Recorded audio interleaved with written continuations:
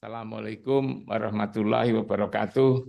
Waalaikumsalam warahmatullahi wabarakatuh. Alhamdulillah alamin. Wassalatu wassalamu ala asrafil anbiya'i wal mursalin sayyidina wa maulana Muhammadin wa ala alihi wa sahbihi ajmain. Nama ba'du. Gus Wahid, para senior, Prof. Mas Guri yang telah memberikan penjelasan yang mendalam, dan semua peserta Kalakoh yang berbahagia, kita banyak bersyukur pada Allah. Sholawat dan salam kita persembahkan ke hadapan ikutan kita Muhammad Rasulullah Sallallahu Alaihi Wasallam. Saya ingin menambah bagian mensarah Gus Wahid. Biasanya saya ini tugas saya. Memang tidak mudah itu kita bagaimana mengkaji antara penguasa, umaro, dan juga ulama, juga masyarakatnya ini. Dan kita punya, seperti yang dijelaskan oleh Pak Prof. Mas Guri tadi, ada beberapa contoh bagaimana di Saudi Arabia, bagaimana di Sudan, dan juga bagaimana di Iran, bagaimana di Indonesia sendiri. Nah, kalau saya lihat, saya rasakan dalam perkembangan, mulai dari saya masih sekolah dulu sampai sekarang ini, agama di Indonesia ini sudah sedemikian bagus. Artinya perjalanannya itu menuju menjadi yang semakin baik kalau saya rasakan ini. Di Indonesia ini dengan Pancasila itu menjadi semakin baik. Dari sisi institusi, dari sisi kelembagaan ini itu indah sekali. Jadi kalau kita lihat pemerintah mulai dari tingkat pusat sampai tingkat bawah itu rasa-rasanya tidak ada yang tidak memperhatikan kehidupan keagamaan. Agamanya apapun itu. Mulai dari desa sampai presiden. Pemerintah juga sudah begitu. Di Indonesia ini ada, misalnya kalau kita bicara perguruan tinggi, ada perguruan tinggi umum, ada perguruan tinggi agama, ada mata pelajaran umum, ada mata pelajaran agama, dan itu dibiayai oleh pemerintah. Misalnya perguruan tinggi saja yang dimiliki oleh Islam itu tidak kurang dari 56 buah, berupa universitas, institut, sekolah tinggi, gitu. Dibiayai oleh pemerintah. Juga sekolah-sekolah mulai dari ibtidaiyah, sanawiyah, aliyah, itu juga ada yang negeri dan dibiayai oleh pemerintah. Bahkan sekolah-sekolah swasta pun juga mendapatkan pembiayaan dari pemerintah, sekalipun misalnya kurang mencukupi, sekurang mencukupi. Di perguruan tinggi umum seperti misalnya kalau di Malang Brawijaya, UM, Erlangga, ITS, di mana-mana itu juga begitu, ada guru agama, ada dosen agama. Bahkan juga para guru besar, para dosen itu yang juga banyak sekali yang kepeduliannya terhadap agama itu luar biasa. Bahkan mungkin juga bisa jadi lebih mendalam itu dibandingkan dengan perguruan tinggi yang bernama agama itu. Agama juga begitu, tidak saja Islam ya, ada perguruan tinggi Islam tadi saya katakan ada 56, Kristen itu ada 8 itu kalau di Indonesia. Saya ingat persis kalau Hindu itu ada 4, di Palangkaraya, di Bali ada 2, lalu ada Mataram 1, yang Buddha itu ada 2, ada di Wonogiri dan juga ada di Tangerang, yang negeri, yang swasta tentu jumlahnya begitu banyak. Jadi dari sisi institusi itu menurut saya indah sekali. Hanya problemnya itu justru kepada pemuka-pemuka agama, kalau saya boleh nyebut itu pemuka-pemuka agama ini, Gus Wahid, yang gimana caranya menyatukan. Misalnya hanya sekedar untuk menyatukan kapan jatuhnya hari raya, kapan memulai puasa, itu susah. Pemerintah misalnya sudah berusaha untuk menyatukan. Tapi juga begitu karena organisasi keagamaan ini banyak, tidak semua lalu begitu mudah mengikuti pemerintah, membuat sendiri-sendiri. Satu sisi pemerintah disuruh untuk diajak untuk bagaimana memperhatikan agama, tapi tatkala pemerintah sendiri ikut menentukan misalnya bulan puasa, awal puasa juga hari raya juga tidak diikuti. Ini satu problem karena apa? Karena memang agama itu ada bermacam-macam, dari jenisnya aja ada macam-macam, ada 6 itu kan. Lalu di masing-masing agama ada berbagai aliran ini. Pekerjaan menyatukan ini umpama sukses itu, umpama berhasil itu luar biasa. Sehingga pemerintah yang sudah seperti institusinya sudah seperti ini, lalu agamawan juga ikut. Jadi apa namanya menyesuaikan dengan apa yang dimaui oleh pemerintah ini. Karena itu lalu dengan banyaknya aliran, banyaknya agama yang lalu kemudian ada yang patuh, ada yang taat, ada yang tidak, ngikut pemerintah, ada yang tidak. Itu lalu akhirnya jadi kadang-kadang bahan tertawaan gitu. Katakan misalnya kalau di masyarakat itu mau hari raya ikut siapa kamu itu. Saya ikut Muhammadiyah, saya ikut NU, saya ikut pemerintah. Lalu ada orang kampung bilang saya ini ikut swasta saja gitu kan. Lah yang dimaksud swasta itu ya siapa? Ini kan sebetulnya kan suara-suara dari masyarakat yang tidak suka sebetulnya kalau agama saja terjadi perbedaan-perbedaan, perpecahan-perpecahan kayak gini. Umat ini sebetulnya kepingin sekali bagaimana umat Islam itu rukun, bagaimana umat Kristen rukun, Katolik rukun, Hindu rukun, itu sebetulnya yang diinginkan. Tapi elitnya ini, ulamanya ini sebetulnya, ya, pemuka-pemuka agama ini sebetulnya yang perlu diajak untuk melakukan perenungan. Apa sih sebetulnya yang dimaui ini? Kalau yang dimaui itu sebetulnya adalah agamanya menjadi bagus, dan dengan agama bagus lalu kehidupan jadi bagus, sebetulnya sudah begitu mudah di Indonesia ini. Karena itu memang perlu sebetulnya penyadaran. Kalau saya lebih suka penyadaran kepada elitnya, pemuka agamanya ini. Yang disebut ulama itu apa? Ulama itu sebetulnya kan sebutan yang indah sekali. Ialah para pewaris para nabi. Jadi ulama itu pewaris para nabi sebetulnya. Lalu yang diwarisi itu apa? Yang diwarisi itu ya mungkin yang lebih mendasar ialah sifatnya. Saya selalu mengatakan jangan aksesorisnya, misalnya pakaiannya, lalu sorbannya, telumpahnya, itu kan aksesoris itu kan. Tapi cobalah sifatnya. Sifat Rasul yang mulia itu yang seharusnya itu diwarisi ialah sifat sidik ya. Semua itu apa namanya yang dilakukan berdasarkan sifat benar. Pokoknya pada prinsipnya adalah ambil yang benar. Yang benar seperti apa? Tentu kembali kepada kitab sucinya. Nah, itu yang amanah, yang bisa dipercaya.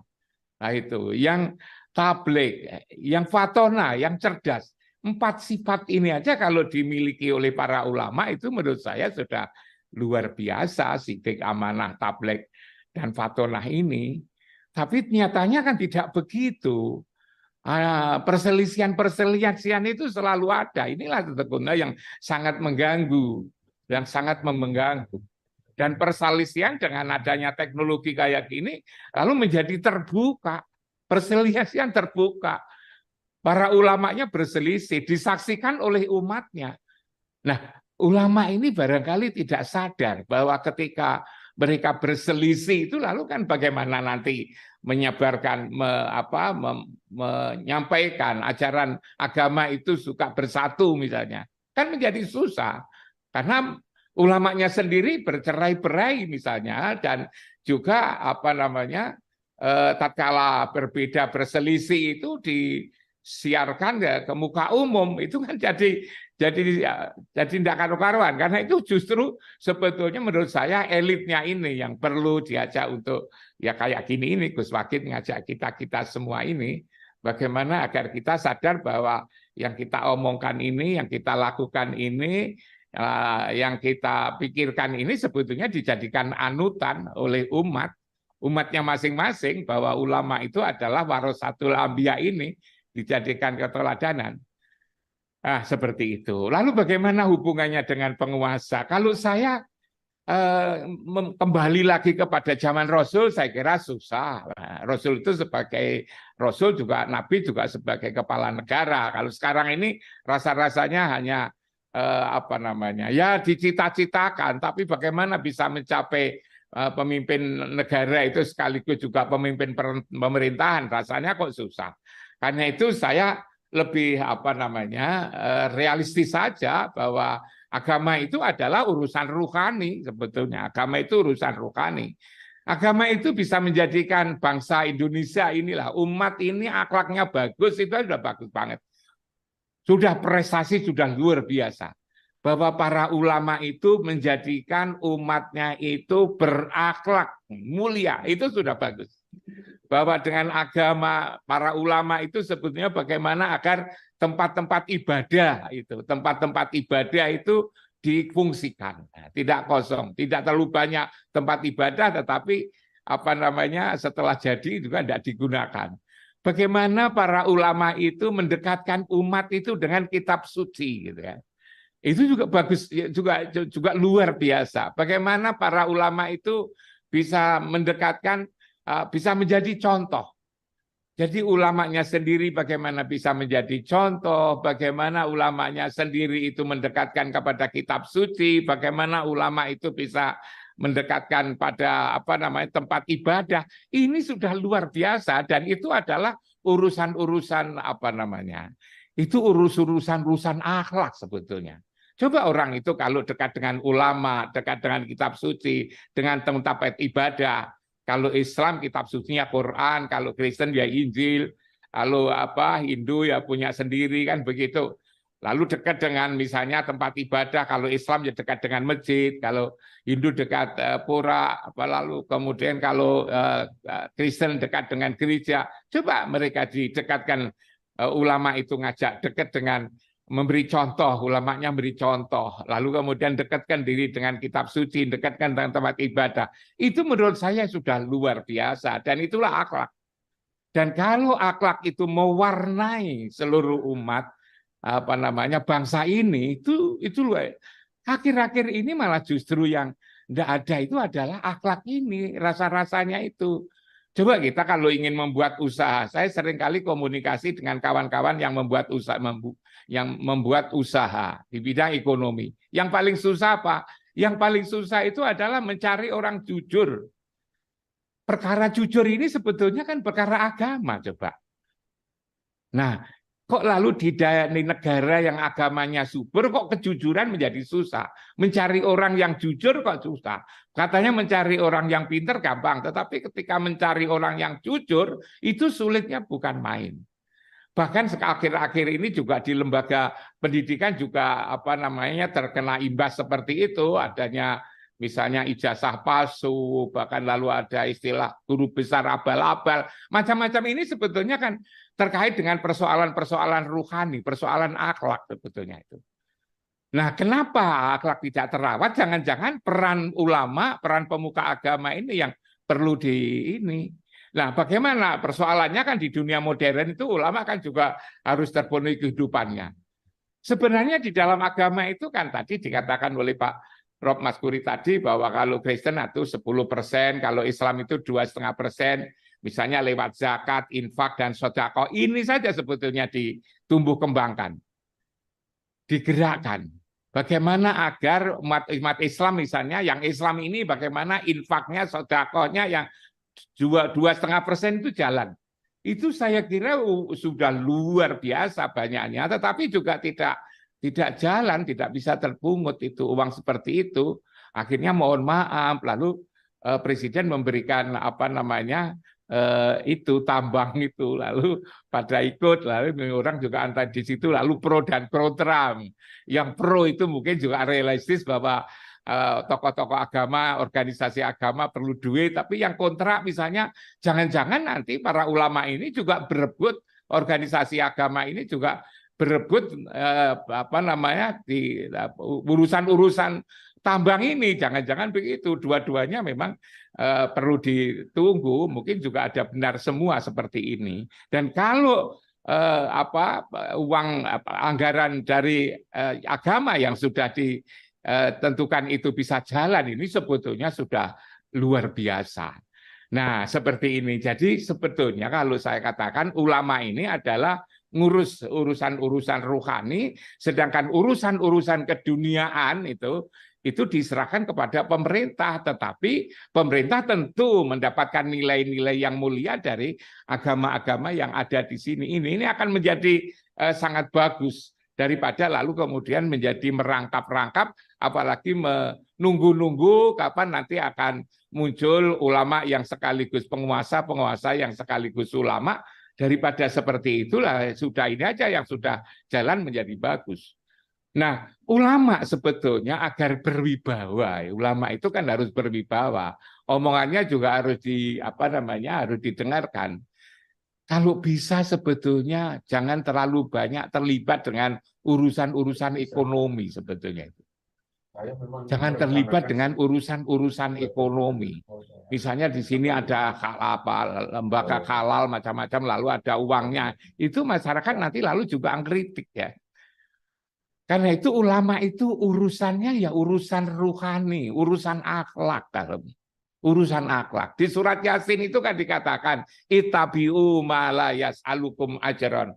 Ikutilah orang-orang yang tidak berharap upah. Wahum muhtadun. Mereka itulah yang mendapatkan petunjuk. Quran mengatakan jangan ikut, ikutilah orang-orang yang tidak berharap upah. Ya. Seperti Gus Wakid ini kan tidak berharap upah ya Gus ya.